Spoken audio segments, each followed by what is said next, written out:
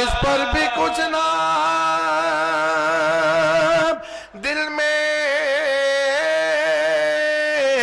لئی کے اثر واقع اندر سے کہنے لگا مظلوم اس وقت آئی فاطمہ زہرا کی یہ صدا اے شمر میرا اے شمر میرا لال بے یہ ظلم مصطفیٰ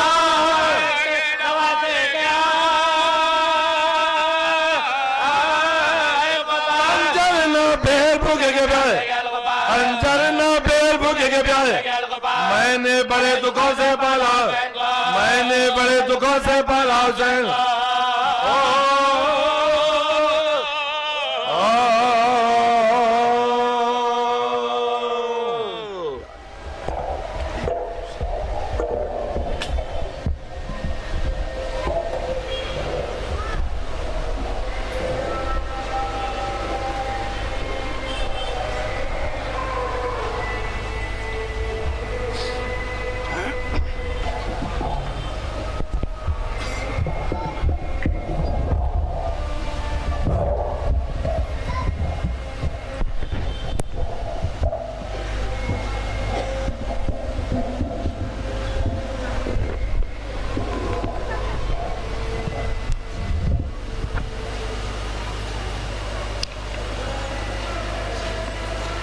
صلوات پر محمد وعلی محمد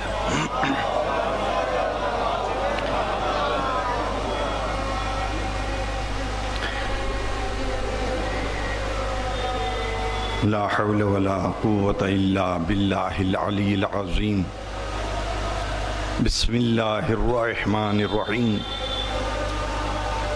الحمد للہ رب العالمین وهو القادر المؤمن المهيمن العزيز الجبار الخالق البارئ المصور الحمد لله الذي هدانا لهذا وما كنا لنهتدي لولا أن هدانا الله لقد جاءت رسل ربنا بالحق الصلاة والسلام على النبي الأمي المكي المدني القرشي حبيب إله العالمين أشرف المرسلين خاتم النبيين أبي القاسم المحمد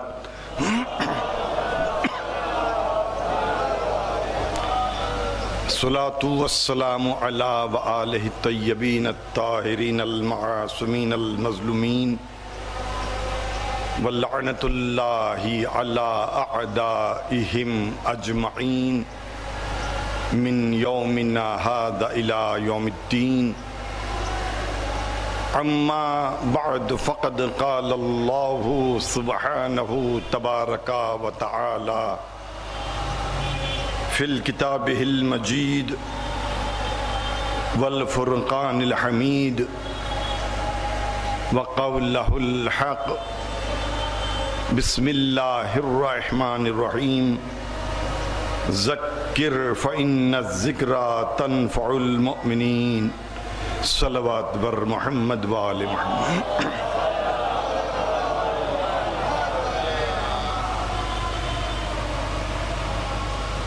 آپ تمام کا اس زحمت کے لیے شکریہ ادا کرتا ہوں۔ پچھلے 2 مہینے 8 دن سے جن محکمہ جات نے عزاداری میں سہولت پہنچانے کے لیے عزاداروں کی مدد کی ہے، ان کا ہم شکریہ ادا کرتے ہیں۔ اور وہ جوار میں رہنے والے ہو سکتا ہے کہ ہماری مجلسیں بسا اوقات ان کے لیے کچھ تکلیف کا باعث بنی ہوں،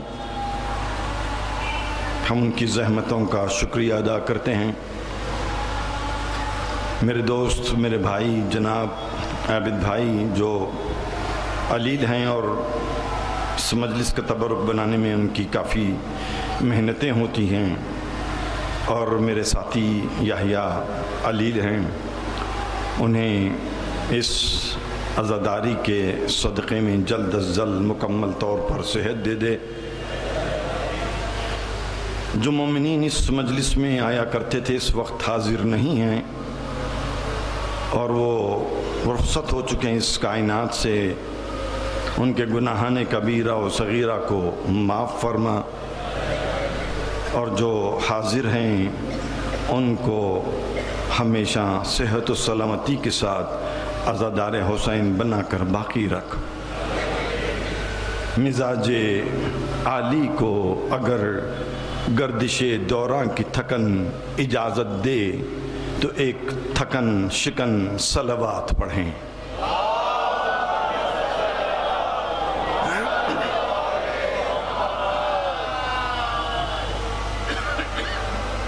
انسانی حیات کے مشاہدے میں طویل ترین عمر کو عمر نوح کہا جاتا ہے، لیکن وہ بھی 9 صدیوں کے بعد ہانپ جاتی ہے۔ یہ غم حسین ہے جو ہر صدی کے اکھڑی ہوئی سانسوں سے اپنے سوز و گداز کا خراج لے کر پچھلے 1400 سال سے اس طریقے سے باقی ہے کہ ہر غمگسار کو سوچ کر یہ کہنا پڑتا ہے کہ میں سوچتا ہوں کہ حق کس طرح ادا ہوگا، غم حسین زیادہ ہے زندگی کم ہے۔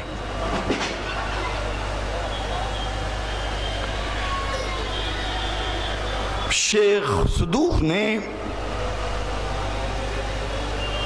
جامع الاخبار میں ایک روایت نقل کی ہے، روایت عامہ کے سلسلے کی ہے، لیکن چونکہ ہمارے عالم نے نقل کیا ہے لہذا اہمیت میں اضافہ ہو گیا۔ روایت یہ ہے کہ پیغمبر اسلام نے فرمایا میدان محشر میں کچھ لوگ لائے جائیں گے، ان کی عظمتوں کو دیکھ کر، ان کے جلال کو دیکھ کر، ان کی شان و شوکت کو دیکھ کر، ان کے چہروں سے نکلتے ہوئے نور کو دیکھ کر انبیاء سمجھیں گے کہ یہ ملائکہ ہیں، اور ملائکہ کہیں گے کہ یہ انبیاء ہیں۔ اور جب دونوں گروہوں کو پتہ چلے گا کہ نہ یہ انبیاء میں سے ہے نہ ملائکہ میں سے ہے، تو وہ خود ان لوگوں سے سوال کریں گے کہ تم بتاؤ کہ تم کون ہو جن کو اللہ نے انبیاء اور ملائکہ پر فوقیت دی ہے؟ تو وہ جواب دیں گے کہ ہم فقرائے محمد تھے، محمد کو یاد کر کے رویا کرتے تھے، جس کی وجہ سے اللہ نے ہمیں یہ مقام اور یہ عظمت ہم کو عطا کی ہے۔ کہنے والے نے نہیں کہا کہ ہم نے عبادتیں بہت کی ہیں، ہم نے سجدے بہت کیے ہیں، ہم نے نیکیاں بہت کی تھیں، بلکہ کہنے والے نے کہا کہ ہم رسول کو یاد کر کے رویا کرتے تھے۔ اب ہم کیا کریں کہ اگر وہی رسول جاتے جاتے یہ بیان کرتے ہوئے جائے کہ حسین منی و انا من الحسین، تو جو فقرائے حسین ہے وہ فقرائے محمد ہے۔ جو حسین کو یاد کر کے روئے وہ رسول کو یاد کر کے رویا، جو رسول کو یاد کر کے روتا ہے اس کا مرتبہ اور اس کا مقام انبیاء اور ملائکہ سے بھی اونچا ہوتا ہے۔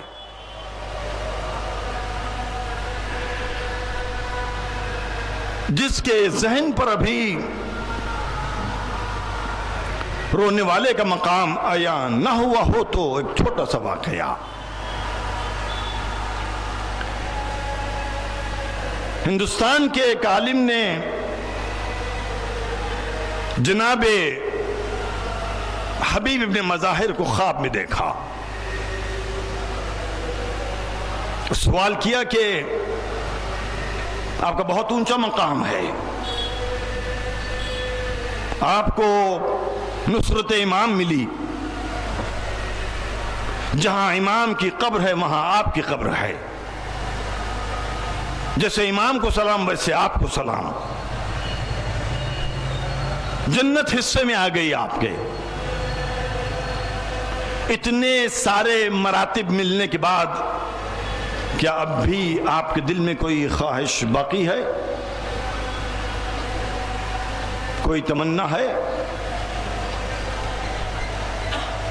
کہاں ایک تمنا باقی ہے۔ تعجب ہوا کہ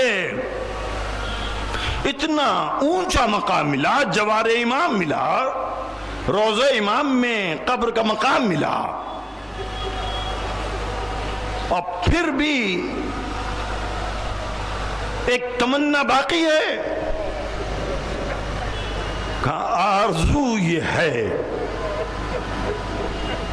کہ اگر مجھے زندگی ملی تو ایک مرتبہ مجلس حسین میں بیٹھ کر حسین پر آنسو بہاؤں۔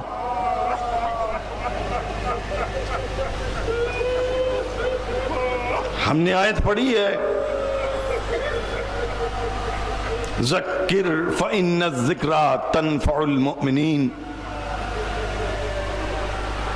ذکر کرتے جاؤ اس لیے کہ ذکر کرنا اہل ایمان کے لیے نفع بخش ہے۔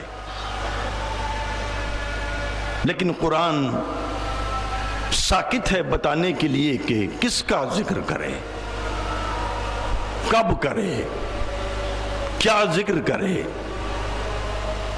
لیکن جو قرآن مجید کا مطالعہ کرتے ہیں وہ اس بات سے واقف ہیں کہ قرآن مجید میں ذکر کے معنی بہت ہی وسیع طور پر استعمال ہوئے ہیں۔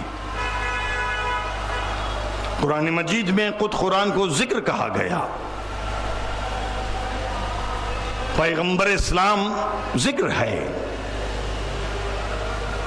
اللہ کے اسماء حسنہ کا ورد کرنا ذکر ہے، امر بالمعروف ذکر ہے، نہیں عن المنکر ذکر ہے۔ قرآن نے پچھلی قوموں کے واقعات کو دہرا کر بتایا کہ یہ بھی ذکر ہے۔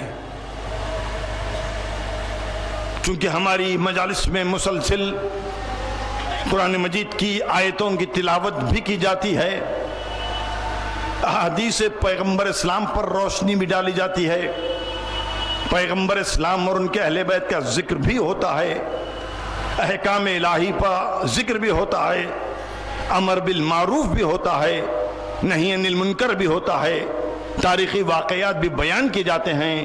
تو ہم اپنی مجلس کو ذکر کہنے کا حق رکھتے ہیں۔ اس کے بعد اگر میں یہ کہوں کہ ذکر فإن الذکریٰ تنفع المؤمنین، کہ مجلسیں کرتے جاؤ اس لیے کہ مجلسیں کرنا اہل ایمان کے لیے نفع بخش ہے، تو ترجمہ شاید غلط نہیں ہوگا۔ یہ ذکر کے معنی ہیں۔ اور یہ مقام ذکر ہے، تذکیر۔ تذکیر کے معنی ہیں اس ذکر کو دوسروں تک پہنچانا۔ ابھی ہم نے کہا کہ قرآن مجید کا ورد کرنا ذکر ہے، اسماء حسنہ کا ورد کرنا ذکر ہے، پیغمبر اسلام ذکر ہے۔ یہ کام تو آپ بھی کرتے ہیں، یہ کام سب لوگ کرتے ہیں۔ جب یہ کام سب کرتے ہیں تو ذاکر تو سب ہوئے۔ نمازوں کا پڑھنا اگر ذکر ہے، تسبیح کا پڑھنا ذکر ہے، قرآن مجید کی تلاوت کا کرنا ذکر ہے، یہ تو سب کرتے ہیں۔ تو اس کا مطلب یہ ہوا کہ سب ذاکر ہیں۔ ابھی کچھ دیر پہلے یہاں بیٹھ کر سوس خان نے مرثیہ پڑھا۔ مرثیے کا پڑھنا اگر ذکر ہے اور یہ مقام ذکر ہے تو مرثیہ یہاں بیٹھ کر کیوں نہیں پڑھا گیا؟ اگر یہ مقام ذکر ہے تو ذاکر کی تقریر وہاں بیٹھ کر کیوں نہیں ہو سکتی؟ یہ منبر کا لازمہ کیوں ہوا اس انسان کے لیے جس پر لفظ ذاکر کا اطلاق ہوتا ہے؟ جب سب ذکر کرتے ہیں، قرآن مجید کی تلاوت کرتے ہیں، تسبیح پڑھتے ہیں، درود پڑھتے ہیں، اس کے باوجود یہ لفظ فقط منبر پر بیٹھ کر تقریر کرنے والے کے لیے مختص کیوں ہو گیا؟ کوئی تو وجہ ہے۔ چوتھی خلافت کا پہلا دن تھا، لوگ مسجد میں علی کے ہاتھ پر بیعت کرنے کے لیے جمع تھے۔ علی منبر پر بیٹھے ہوئے تھے، سر جھکا ہوا ہے، دونوں ہاتھوں سے سر کو تھامے ہوئے ہیں،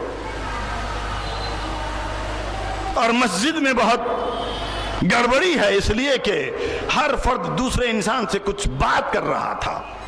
جب ہر انسان دوسرے سے بات کر رہا تھا تو کسی کو بھی کسی کی بات مکمل طور پر سنے سمجھ میں نہیں آ رہی تھی۔ ایک مرتبہ علی نے سر کو اٹھایا اور اونچی آواز میں سوال کیا کہ آخر مسجد میں گڑبڑی کیوں ہے؟ جیسے ہی علی نے سر کو اٹھایا، یکایک پوری مسجد میں خاموشی طاری ہو گئی، سناٹا چھا گیا۔ اس خاموشی کے عالم میں ایک شخص کھڑے ہو کر کہتا ہے، یا علی، ہم آپس میں ایک دوسرے سے یہ کہہ رہے تھے کہ آپ چوتھے خلیفہ ہیں، آپ کو چوتھی سیڑھی پر بیٹھنا چاہیے تھا، لیکن آپ نے ہر سیڑھی پر قدم رکھتے ہوئے وہاں جا کر بیٹھے جہاں رسول اللہ بیٹھا کرتے تھے۔ فعل علی پر سوال تھا۔ ایک مرتبہ چہرے پر کچھ جلال، کچھ غصہ، کچھ جھنجھلاہٹ نمودار ہوئی۔ منبر پر ہاتھ مار کر علی نے کہا، اس لکڑی کے ٹکڑے کی کیا حیثیت؟ علی کے قدم تو دوش پیغمبر پر رہے۔ عزیزان گرامی، جس نقطے کی طرف میں آپ کی توجہ لے جانا چاہتا ہوں وہ یہ ہے کہ علی نے بتایا کہ منبر نام ہے حقیقتوں کو دوسروں تک پہنچانے کا، منبر نام ہے ہدایتوں کو دوسروں تک پہنچانے کا۔ علی نے بتایا اگر اس منبر پر بیٹھنے کے بعد تم نے قوم کی ہدایت کی تو لکڑی کے ٹکڑے منبر بن سکتا ہے، تم لکڑی کے ٹکڑوں پر بیٹھنے کے بعد اگر تم نے ہدایت نہیں کی تو منبر لکڑی کے ٹکڑے بن جائیں گے۔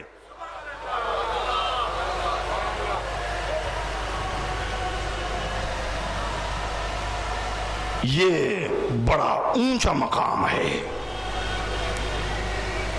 معمولی چیز کا نام نہیں ہے، یہ انبیاء کی وراثت ہے، امام زمانہ کی وراثت ہے جہاں ہم بیٹھے ہیں۔ ہم نے جرأت کی اس منبر پر بیٹھنے کے لیے تو جواز پیدا کیا قرآن مجید سے کہ قرآن کہتا ہے وَلْتَكُمْ مِنْكُمْ أُمَّةً يَدْعُونَ إِلَى الْخَيْرِ، تم میں کچھ لوگ ہوں گے جو دوسروں کو خیر کی طرف بلائیں گے۔ معلوم ہوا ممبر نام ہے لوگوں کو خیر کی طرف بلانے کا، شر کی طرف بلانے کا نام ممبر نہیں ہے۔ اگر ممبر پر بیٹھ کر شر کی گفتگو کرو گے تو یہ ممبر نہیں، لکڑی کے ٹکڑے کہلائے گا۔ وَلْتَكُمْ مِنْكُمْ أُمَّةً يَدْعُونَ إِلَى الْخَيْرِ، تم میں کچھ لوگ ہونے چاہیے جو لوگوں کو خیر کی طرف بلائے۔ وَتَأْمُرُونَ بِالْمَعْرُوفِ، نیکیوں کا حکم دے۔ وَتَنْهَوْنَ عَنِ الْمُنْكَرِ، بری باتوں سے روکے۔ اس کے بعد اسی امر بالمعروف اور نہی عن المنکر پر زور دیتے ہوئے پیغمبر اسلام نے فرمایا دیکھو یاد رکھو، امر بالمعروف اور نہی عن المنکر کرنے کے لیے کسی سے نہ ڈرو بجز اللہ کے۔ بیچارہ اس ممبر پر بیٹھنے والا سب سے ڈرتا ہے سوائے اللہ کے۔ بانیان مجلس سے ڈرتا ہے، انجمن سے ڈرتا ہے،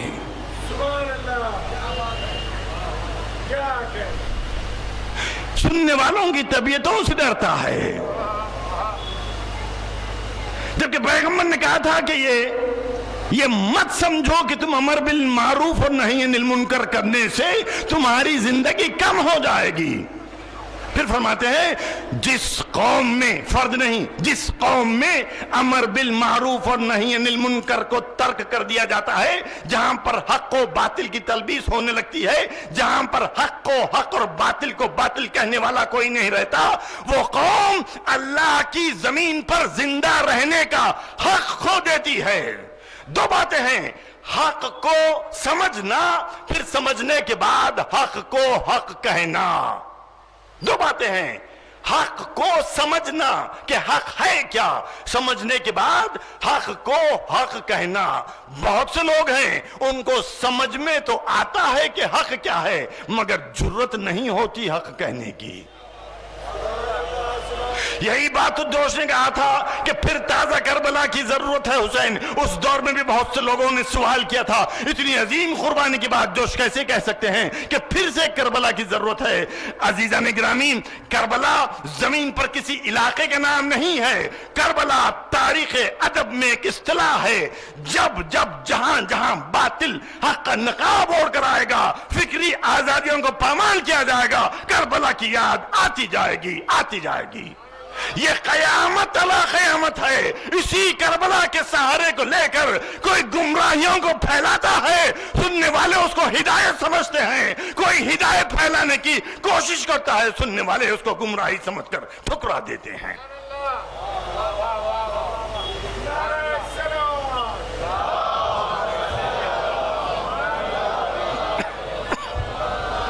عزیزان گرامی، کربلا امام حسین کے الفاظ کو نہ بھولیں۔ کیا فرمایا تھا مدینے سے نکلتے وقت؟ انما خرجت لطلب الاصلاح فی امت جدی، میں مدینے سے نکل رہا ہوں تاکہ میرے نانا کی امت کی اصلاح کروں۔ پھر امام حسین نے ڈیفائن کیا کہ اصلاح کہتے کس کو ہیں؟ اریدو آمر بالمعروف وانہا عن المنکر، میں ارادہ رکھتا ہوں کہ اس قیام میں امر بالمعروف کروں، نہی عن المنکر کروں۔ واسیرو بسیرت جدی وابی، اور میں اپنے نانا کی اور باپ کی سیرت پر چلوں۔ مقصد حسین مدینے سے نکلتے وقت خود امام حسین نے سمجھایا کہ مقصد حسین اصلاح امت ہے، مقصد حسین امر بالمعروف ہے، مقصد حسین نہی عن المنکر ہے، مقصد حسین سیرت رسول اور علی پر چلنے کا نام ہے۔ مقصد حسین مجلس کا کرنا نہیں ہے، مقصد حسین ماتم کا کرنا نہیں ہے۔ مجلس وسیلہ ہے مقصد حسین کو سمجھنے کا، توجہ چاہوں گا، ماتم وسیلہ ہے مقصد حسین کو سمجھنے کا، آنسو وسیلہ ہے مقصد حسین کو سمجھنے کا، عزاداری وسیلہ ہے مقصد حسین کو سمجھنے کا۔ اگر ہم نے مجلس، ماتم، آنسو، عزاداری کے ذریعے امر بالمعروف اور نہی عن المنکر کیا تو گویا ہم نے مقصد حسین کو حاصل کیا۔ احساس عنوان ہے مجلس حسین کا. مقصد حسین سمجھ نہیں سکتے جب تک کہ مجلس حسین نہ ہو. مجلس حسین نامکمل ہے جب تک امر بالمعروف نہ ہو. عزیزان گرامی،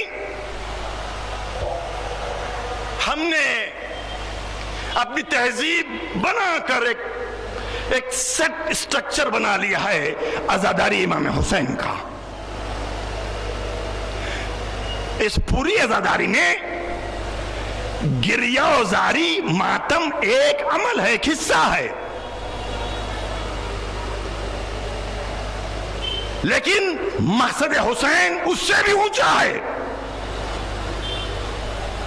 امام حسین کے مصائب کو سن کر گریہ کرنا بہت ثواب ہے، بہت ثواب ہے، بہت ثواب ہے. مگر امام حسین کی قربانی ہمارے ثواب کے لیے نہیں دی گئی. جناب زینب کی اسیری ہمارے ثواب کی خاطر نہیں ہے. ثواب کے کھاتے میں ثواب لکھنے کے لیے اللہ کے پاس بہت بہانے ہیں. وہ اتنا کریم ہے کہ گناہ کرنے تک وہ بندے کے اکاؤنٹ میں عمل لکھتا نہیں ہے، لیکن نیکی کرنے کے لیے وہ عمل کا انتظار نہیں کرتا. جیسے ہی ذہن میں نیت بن جاتی ہے بندے کے کھاتے میں نیکی لکھ دی جاتی ہے. کسی بندے نے مجھے پانی پلانے کے لیے پانی رکھا ہے، میں نے پیا نہیں ہے، لیکن جس بندے نے پانی رکھ دیا اس کے حساب میں پانی پلانے کا ثواب لکھا جا چکا. مقصد حسین ان آنسوؤں سے بڑھ کر ہے. ہم اگر بیٹھ کر مصائب امام حسین، مصائب حضرت علی اصغر کو سن کر اگر گریہ کرتے ہیں، یہ کمال محبت نہیں ہے، اس لیے کہ اس پر تو غیروں نے گریہ کیا ہے. اگر ہم نے رویا تو کون سی بڑی بات. شہادت امام حسین کو سن کر اگر کوئی بندہ روتا ہے یہ دلیل محبت نہیں ہے، اس لیے کہ اس پر تو پتھروں نے آنسو بہایا ہے. جوش نے کہا تھا 1918 میں ہر قوم پکارے گی ہمارے ہیں حسین. اس جملے کو کہے ہوئے آج 100 سال ہو گئے. سوچ کر بتائیے کتنی قوموں نے پکارا کہ حسین ہمارے ہیں. اور اگر کوئی قوم پکارے گی تو کیسے پکارے گی؟ وہ ایسے ہی پکارے گی جب ہم حقیقت میں اپنے عمل و کردار و کریکٹر سے حسین کو پیش کریں. ابھی ایک مرثیے کا بند گزرا ہے، بہت سو نے سنا ہوگا، پچھلے ایام میں خصوصیت کے ساتھ پڑھا جاتا ہے. پھر اگلے برس حسین محرم میں آئیں گے. عزیزان گرامی، گزارش ہے حسین جیسی شخصیت کو، حسین جیسے وجود کو تاریخ کے، زمین کے جغرافیائی حدود میں بند مت کریے. حسین فقط محرم کا نہیں ہے، حسین ہماری پوری حیات کا ہے. کربلا رسم نہیں ہے، کربلا منانے کے لیے نہیں ہے، کربلا اپنانے کے لیے ہے. آج کی تاریخ جب ایام عزا کا آخری دن آ پہنچا ہے، آپ کا بھی میرا بھی فرض بنتا ہے اپنے آپ کو رک کر سوچو کہ میں نے کربلا کو اپنے اندر کتنا جذب کیا ہے. کیا ہے تو کامیابی ہے. ہمارا عمل بتائے گا. دنیا کے پاس اتنا وقت نہیں ہے کہ فلسفہ اسلام کو سمجھے، دنیا کے پاس اتنا وقت نہیں ہے کہ فلسفہ کربلا کو سمجھے. دنیا کی نظریں فقط ہمارے کردار پر ہے، ہمارے انداز گفتگو پر ہے، ہمارے لباس پر ہے، ہمارے اخلاق پر ہے، ہماری تہذیب پر ہے. ارے آج کی شام تک تو ہمارا لباس اعلان کرتا تھا کہ ہم لشکر حسین کی سپاہی ہے.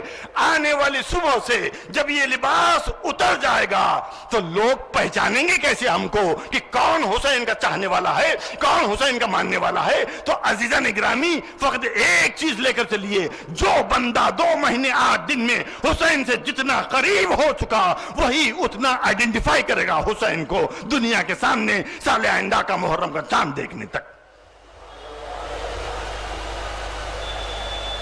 مقصد حسین آنسوؤں سے بھی اونچا ہے. مقصد حسین ماتم سے اونچا ہے. مقصد حسین عزاداری سے اونچا ہے. مقصد حسین مجلسوں سے اونچا ہے. قرآن نے کیا کہا تھا؟ ان تقوموا للہ، اللہ کے لیے قیام کرو، مثنا و فرادا، چاہے تم دو ہو یا ایک ہو. ثم تتفکر، اس کے بعد فکر کرو. کیا کہا قرآن نے؟ کہ تم اپنا قیام کرو اللہ کے لیے. قیام کرنے کے بعد تتفکرو، اس کے بعد سوچو کیا کرنا ہے. عزیزان گرامی، دنیاوی منفعت کے لیے اگر کوئی پروجیکٹ بناتے ہو، منصوبہ بناتے ہو، تو پہلے اصول طے کرو پھر قدم اٹھانا. زمینوں پر قبضہ چاہتے ہو تو پہلے مشورہ کر لو پھر اقدام کرنا. حکومتوں پر اختیار چاہتے ہو تو پہلے اسٹریٹجی بنا لو، اس کے بعد لوگوں کے ساتھ مشورہ کرنا. لیکن اللہ کہتا ہے کہ اگر تم یہ سمجھتے ہو کہ تمہارا عمل اللہ کے لیے ہے، تمہارا قیام اللہ کے لیے ہے، تمہارا اقدام اللہ کے لیے ہے، مشورہ نہیں چاہیے، منصوبہ نہیں چاہیے، اسٹریٹجی نہیں چاہیے. ان تقوموا للہ، پہلے کھڑے ہو جاؤ کام کرنے کے لیے، اس کے بعد سوچتے رہو. اس لیے کہ جو بندہ اللہ کے لیے کھڑا ہوتا ہے اس کے ساتھ کوئی ہو یا نہ ہو اللہ ہوتا ہے. پیغمبر اسلام نے یہی کیا، امام حسین نے یہی کیا تھا. سوچ کر بتائیے، کائنات کا سب سے عظیم ترین واقعہ کربلا. اس کربلا کے واقعے کو عملی جامہ پہنانے کے لیے امام حسین نے کتنے دنوں کا پروگرام بنایا تھا. 15 رجب کو معاویہ کا انتقال ہوا، 28 رجب کو حسین مدینے سے باہر تھے. 12 دن، اور 12 دنوں میں جس وقت انتقال ہوا یزید دمشق میں نہیں تھا.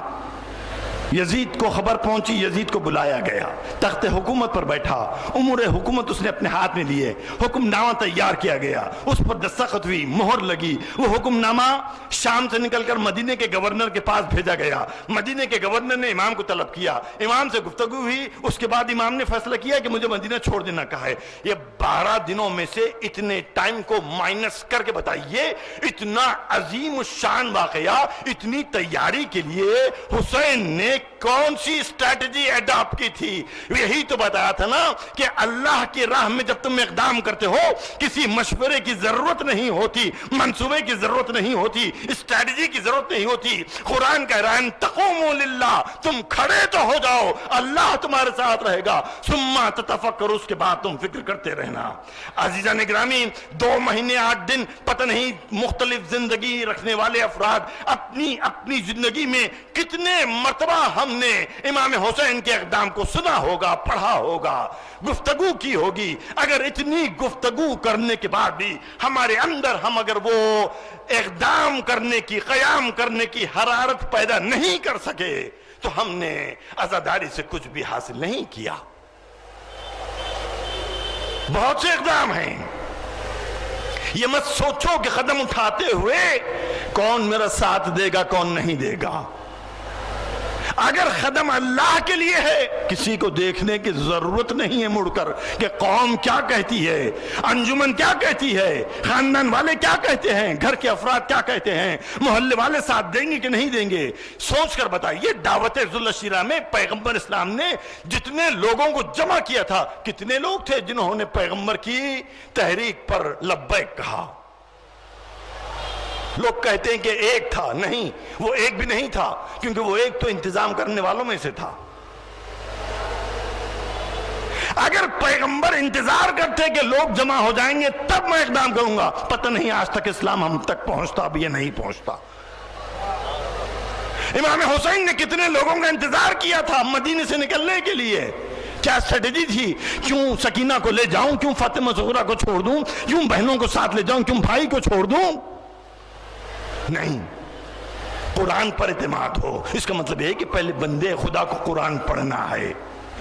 لہٰذا آج سے طے کر لیں آنے والی سال آئندہ کا محرم نہیں، پھر اگلے برس حسین محرم میں آئیں گے، کہا نہیں، یہ شام ہونے کے بعد جب اگلی صبح نمودار ہوگی انشاءاللہ طے کر کے اٹھیں، ہم حسین سے قریب ہونے کے لیے اپنے آپ کو پہلے قرآن سے قریب کریں گے، ہم اپنے آپ کو اخلاق حسنہ سے قریب کریں گے۔ دامن وقت میں اتنی گنجائش نہیں ہوتی کہ میں اپنی بات کو پھیلا سکوں، لیکن چلتے چلتے اتنا تو کہہ سکتا ہوں، 2 مہینے 8 دن کتنی مجلسیں کی، کتنے رخے چھاپے، کتنے پوسٹر چپکائے، کتنے بینر لگائے گئے تھے، کتنے لاؤڈ سپیکر کے ذریعے ہماری مجلسوں کو لوگوں کو سنایا گیا۔ اس وقت تو جتنا مجمع ہے سب اصولی کا ہے نا، مقلدین کا ہے۔ آیت اللہ سیستانی کی توضیح المسار پڑھ لیں، اگر کسی مجلس کے رقعے کو، کسی پوسٹر کو کسی مکان کی دیوار پر مالک کے اجازت کے بغیر اگر تم چسپاں کرتے ہو تو یہ جائز نہیں ہے۔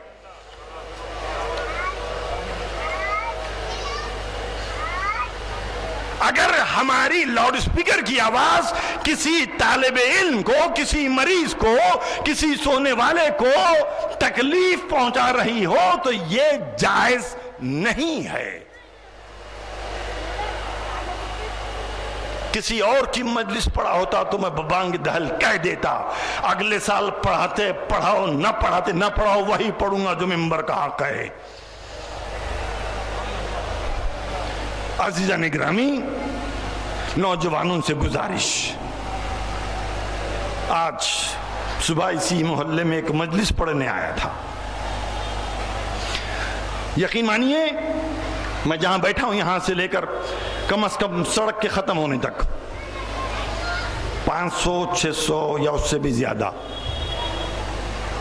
کل رات کو برادر محترم کی کسی کی مجلس ہوئی ہے اور چائے پلا کر گلاسوں کو پھینکا گیا تو ایسے محسوس ہو رہا تھا کہ جیسے شیعوں کے محلے میں کچرے کا فرش بچھایا جاتا ہے۔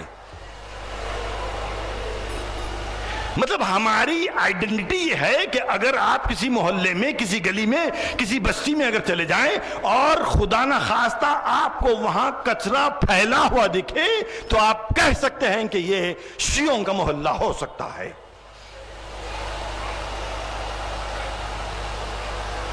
تکلیف ہوتی نا، آپ کہیں گے آخر دن سنا رہے ہو، پہلی محرم کو سنائے ہوتے تو ہم کچھ اور انتظام کر لیے ہوتے۔ ایسی بہت سی باتیں ہیں۔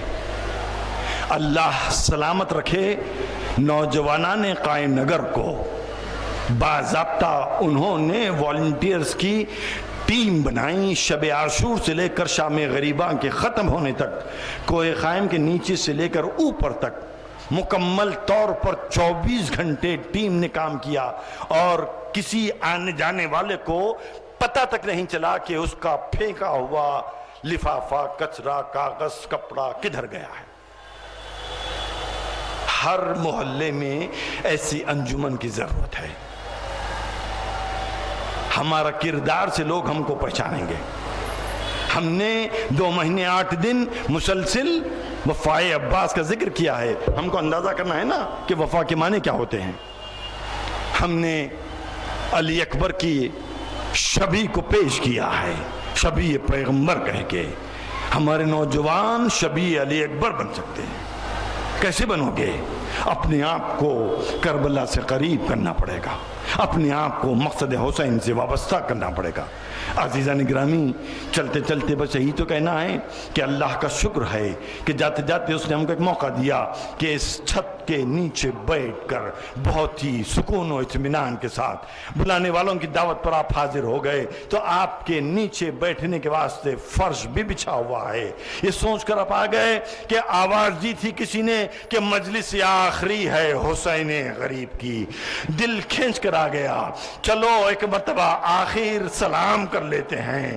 دل نے آواز دی، حسین نے نزاداروں کا تم کو آخری سلام، علی اکبر تمہارے زخمی سینے پر سلام، اے عباس آپ کے بازوؤں پر سلام، قاسم کی پامال لاش پر سلام، ان بیبیوں پر سلام جن کے بازو میں رسی باندھی گئی تھی، ان بچوں پر سلام جن کے سروں سے چادریں چھینی گئی، ان اسیروں پر سلام جسے اسیر کر کے کربلا سے کوفہ، کوفے سے شام پہنچایا گیا۔ سکون و اطمینان کے ساتھ حسین کو یاد کر کے سلام پہنچانا کمال نہیں ہے، اس لیے کہ حسین نے تو تمہیں اس وقت یاد کیا جب ایک مرتبہ حسین اپنے 6 مہینے کے بچے کے لاشے کو بھی دفن کر کے آ چکے تھے۔ ہمیں نہیں معلوم حسین نے 6 مہینے کے بچے کی خبر کیسے بنائی ہوگی۔ کربلا کی جلتی ہوئی زمین ہے، ہاتھوں میں 6 مہینے کے بچے کا لاشا ہے، قبر کو کھودنا بھی ضروری ہے۔ میں بار بار سوچتے جاتا ہوں حسین نے اگر خبر کھودی ہوگی تو لاش علی اصغر کہاں رکھا ہوگا؟ تاریخ نے بڑھ کر سہارا دیا۔ جتنی دیر تک حسین مزار علی اصغر تیار کر رہے تھے، لاش علی اصغر مادر علی اصغر کے ہاتھ میں تھا۔ ایک مرتبہ جب خبر تیار ہوئی، ارادہ حسین کا ہوا لاشے کو لے کر زمین کربلا میں دفن کر دیں، لیکن زمین کربلا اتنی گرم تھی، حسین کا دل گوارا نہیں کر رہا تھا کہ کیسے اس جلتی ہوئی زمین کے اندر اپنے 6 مہینے کے بچے کے لاشے کو دفن کر دوں۔ ماں دیکھ رہی تھی۔ ایک مرتبہ حسین نے لاشے کو اپنے ہاتھ میں لیا، اشارے سے ام رباب سے کہا،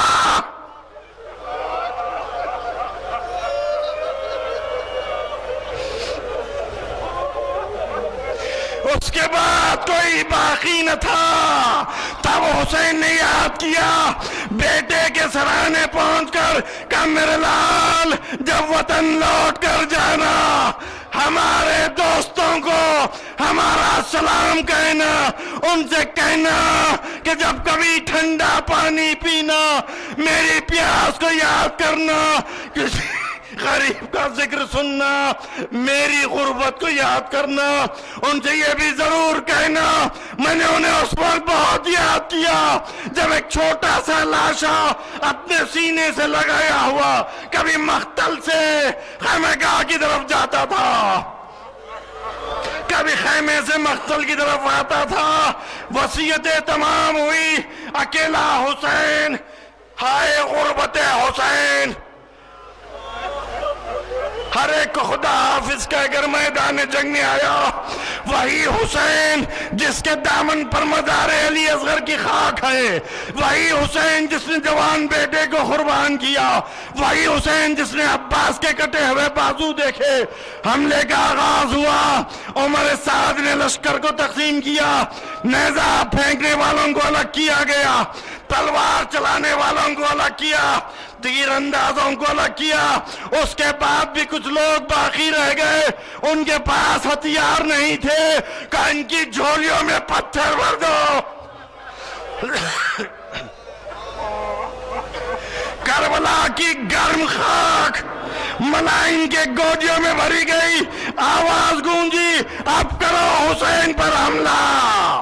ایک تلوار ایسی پڑی، پسلیاں ٹوٹ گئی، ایک نیزہ ایسے آیا، سینے کے پار ہو گیا، ایک پتھر ایسے لگا، پیشانی مجروح ہو گئی، گھوڑے پر سنبھل نہ سکے۔ ارادہ فرمایا کہ گھوڑے کی بلندی سے زمین پر آ جائے، جس میں اقدس میں اتنے تیر پیوست تھے کہ تیروں نے بڑھ کر سہارا دیا۔ اسی عالم میں ذاکر کا وہ بن جاتا ہے، سینے پہ بالا رکھ کے گرایا حسین کو۔ زمین کربلا میں زلزلہ محسوس ہوا، فرات کا پانی اچھلنے لگا، سر حسین جسم سے قطع ہوا۔ یہاں تک تو مصائب سنتے ہیں، کبھی کبھی اپنے جذبات کو روک کر دو جملے اور سن لو، روتے روتے ایام عزا کو خدا حافظ کہہ دینا، انشاءاللہ زندگی باقی ہوگی، پھر سال آئندہ ملاقات ہوگی۔ نیزہ پر جس میں حسین سے سر کو علیحدہ کرنے کے بعد شمر نے ابھی سر بلند نہیں کیا، بلکہ سر حسین کو لیا ہوا گھوڑا دوڑاتے ہوئے خیام حسینی تک آیا، پکار کر کہنے لگا سکینہ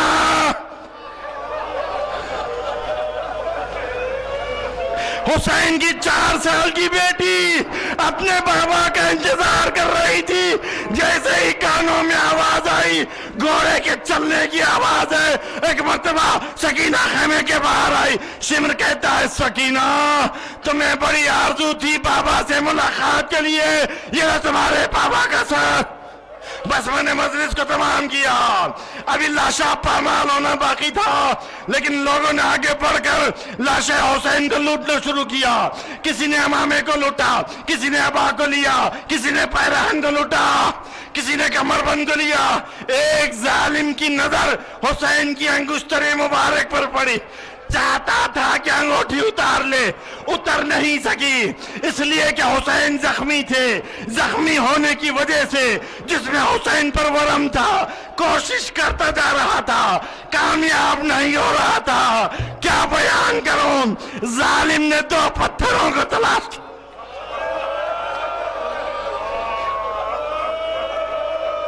ایک پتھر پر حسین کے ہاتھ کو رکھا,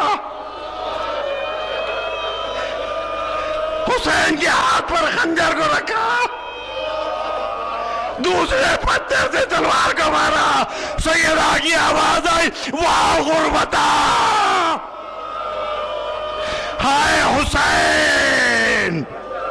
فضائے کربلا میں آواز گونجی چلو چلو شام ہوتی ہے, حسین کے لاشے کو پامال کرنا ہے.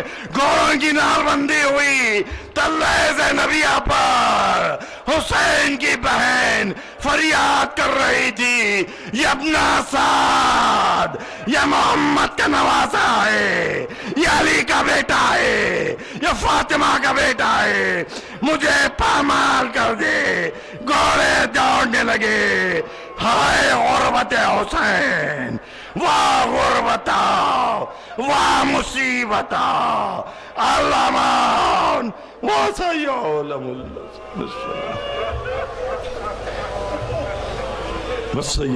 الذين ظلموا أي منقلب ينقلبون على لعنة الله على الظالمين.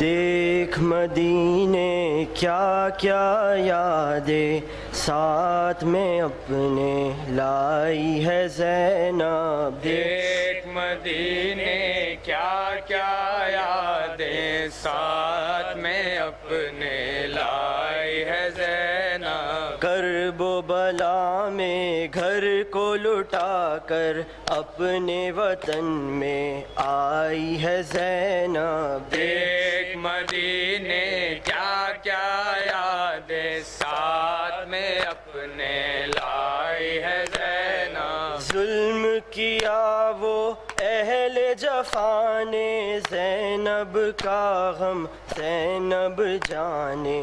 ظلم کیا وہ اہل جفا نے زینب کا غم زینب جانے.